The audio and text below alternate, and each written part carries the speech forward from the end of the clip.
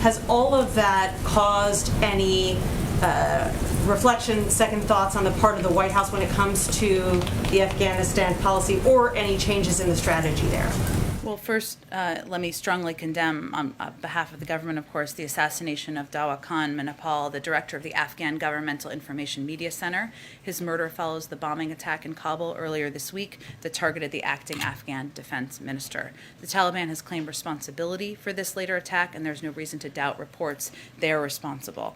Additionally, there are credible reports, as you've touched on, of atrocities and retaliation against civilians in other Taliban-controlled areas, which, of course, we are closely tracking and concerned about.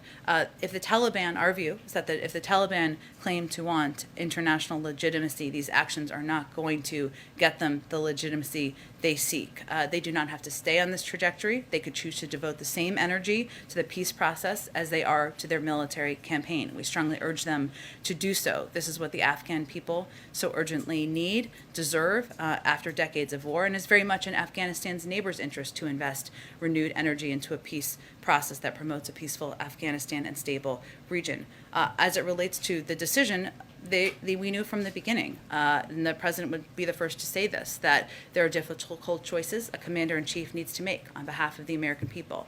The president made clear after 20 years at war, it's time for American troops to come home. And as he said at the time, the status quo was not an option. The Taliban was prepared to attack U.S. and NATO troops after May 1st, which was the deadline for our departure. He also feels and has stated that the Afghan government and the Afghan National Defense Forces have the training, equipment, and numbers to prevail. And now is the moment for the leadership and the will in the face of the Taliban's aggression and violence. Follow-up question about Afghanistan, please. Thank you very much.